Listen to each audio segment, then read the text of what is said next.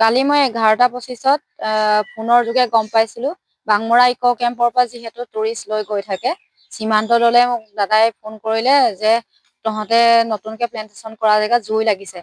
তাৰ পৰা মই যেনেকে গম পাইছো, মই ৰোৱা নাই, মোৰ ভাইটি মোৰ ভতিজাকেইটা লগৰো আছিলে, সৰু ল'ৰা 3টা, ইহঁতে ক্লাছ 9-10ৰ ল'ৰা। আমি তেনেকে পুৰা গৈ মেলি তাত গৈ পাই দেখিছো পুৰা জুই পুৰা ডাঙৰকে জ্বলি আছে। কাৰণ এই জুইটো এনেকুৱা হয়, প্ৰথমতে মোৰ ভাইটিয়ে কৈ আছে পাৰিম নে নোৱাৰিম, কিন্তু তাত এবুকু এবুকু পানী 100 মিটাৰ মান হয়, এটা সৰু সুঁতি আছে, এইটো এবুকুমান পানীত আমি পাৰ হৈ গৈ ৰখা নাই কোনেও, পুৰা ডাঙৰ ডাঙৰ জাও গছবোৰ চবে ভাঙিছো, ভাঙি পেলাই জুয়ক মাৰপিট কৰা নিচিনাই হৈছে আচলতে এইটো এটা। আৰু তাতে আমাৰ ক্ষতি কালি অকল আমাৰ বুলি নহয়, গোটেই ৰাজ্যবাসীৰ কাৰণে ক্ষতি। আমাৰ গছ গছনি আমাৰ তাত ক্ষতি হৈছে, চৰাই চিৰিকটি কীট পতংগ, আৰু আমি মৰাও দেখিছো নিজে। আৰু সেই টাইমটোত আমাক বন বিভাগ আৰু জিলা প্ৰশাসনে টেলিফোন যোগে বাৰ্তা কৰি আছিলে। সেইটো এটা আমাৰ কাৰণে আমাক সাহস যে দিছে, আমি কাৰণ চবে একেবাৰে ডাঙৰ জনা শুনা জুয়ৰ লগত এনেকে আমি দেখা নাই, খেলা ধূলা কৰা মানুহ নহয়, প্ৰথম দেখিছো।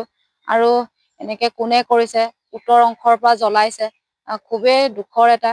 কিমান গছ গছনি নষ্ট হৈছে? আমি ধৰি লৈছো এতিয়া 5,500 ভিতৰত। আপোনালোকে সেয়া নতুনকৈ প্লেন্টেশ্যন কৰিছে? নতুন প্লেন্টেশ্যন কৰা এৰিয়া এইটো। আমাৰ 5 বছৰীয়া পুলিও আছে, এবছৰীয়াও আছে, 3 বছৰীয়াও আছে, একেবাৰে নতুন। যিহেতু তাত বিভিন্ন ধৰণৰ গছ গছনি তাত ৰোৱা হৈছিলে, সেই হাবিৰ পৰাই আমি যিহেতু তাৰ পৰাই গছ গছনিবোৰৰ গুটিবোৰ উঠাও, পুলিবোৰ উঠাও, তেনেকে আমি তাত ৰোৱা হৈছিলে। আৰু দেউতাই 2টা জেগাত বাঁও ৰুই থৈছিলে, তাত একেবাৰে শেষৰ অংশখিনি তাত ৰোৱা হৈছিলে। আৰু এনেকুৱা কাম কতো হ'ব নালাগে।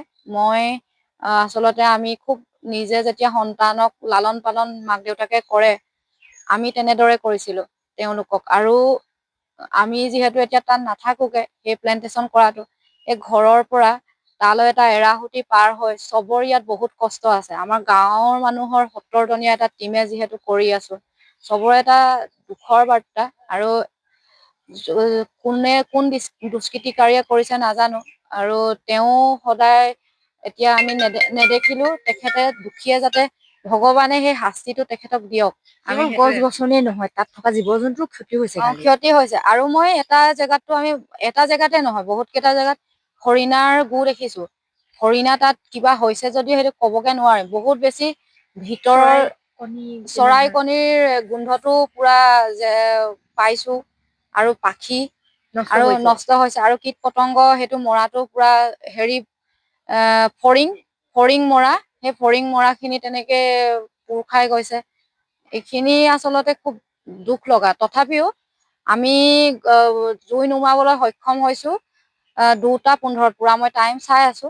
আৰু 2:15 জুই নুমুৱাবলৈ সক্ষম হোৱাৰ পাছতে যেতিয়া ঘৰলৈ আহি পাওঁতে আমাৰ গধূলি হৈ গ'ল। একদম গধূলি হৈ যোৱাৰ পাছতে আমাৰ মাননীয় বনমন্ত্ৰী ডাঙৰীয়াই চন্দ্ৰমোহন পাটোৱাৰী তেখেতে মোক নিজে টেলিফোন যোগে কথা পাতিছে, কি ঘটনাটো গোটেই লৈছে তেখেতে। আৰু ইয়াতে যিহেতু বালি খনন কাৰ্য হৈ আছিলে, তেখেতে কৈছে আজিৰ দিনটোহে, আৰু কাইলৈৰ পৰা আৰু নচলে। আৰু ৰাস্তাৰ কথাও সুধিছে, দেউতাৰ খবৰ সুধিছে। তেওঁলোকক সকলোকে মই ইয়াৰ পৰাই মই ধন্যবাদ দিওঁ। আৰু বন বিভাগে কি কয় ক্ষেত্ৰত, যিহেতু বালি খনন দীৰ্ঘদিনীয়া অভিযোগ, আমি বাতৰিও কৰিছিলো এই সন্দৰ্ভত? হয়, তেওঁলোকে আচলতে বন বিভাগৰ যোনে ফৰেষ্টাৰ আৰু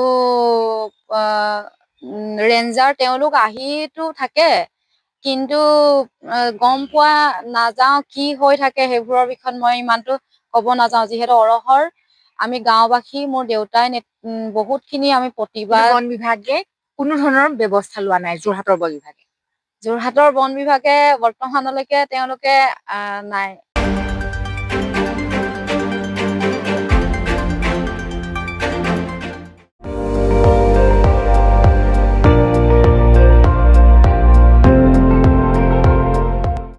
আপুনি চাই আছে ND24, সৰ্বশ্ৰেষ্ঠ নহয়, সৰ্বোত্তমৰ দৌৰ।